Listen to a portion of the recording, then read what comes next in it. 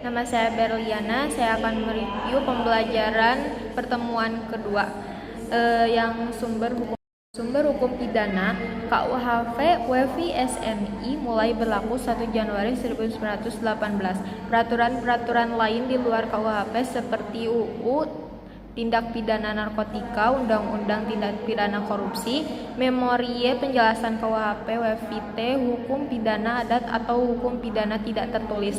Pada masa kolonial, dasar hukum pidana adat adalah pasal 131 is Junto Algemene Bevallingen van Wetgeving AB dan dewasa ini didasarkan pada Undang-Undang Nomor 1 Darurat tahun 1951 pasal 5 ayat 3 sub B. Pembagian Kitab Undang-Undang Hukum Pidana.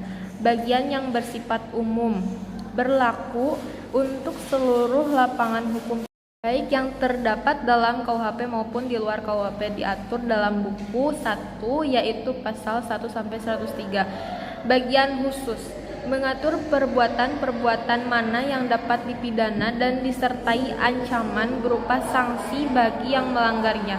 Diatur dalam buku 2 pasal 104 sampai 488 tentang kejahatan. Buku 3 pasal 489 sampai 569 tentang pelanggaran. Pelaku hukum pidana. A. Menurut waktu atau locus temporis, didasarkan pada asas legalitas atau principle of legality. Nullum dilectum nulla funa sine prapia lege poenali. KUHP diatur pada pasal 1 ayat 1. Tiada suatu perbuatan dapat dipidana kecuali atas kekuatan aturan pidana dalam perundang-undangan yang telah ada sebelum perbuatan dilakukan.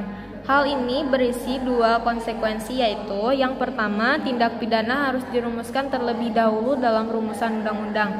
A. Tindak pidana yang tidak diatur dalam KUHP tidak dapat dipidana atau dihukum.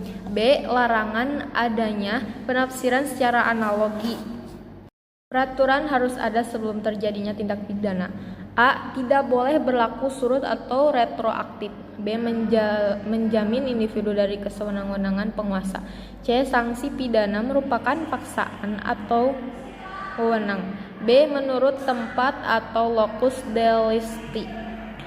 Yang pertama ada daratan negara, perairan atau laut teritorial yang ditetapkan oleh HI, udara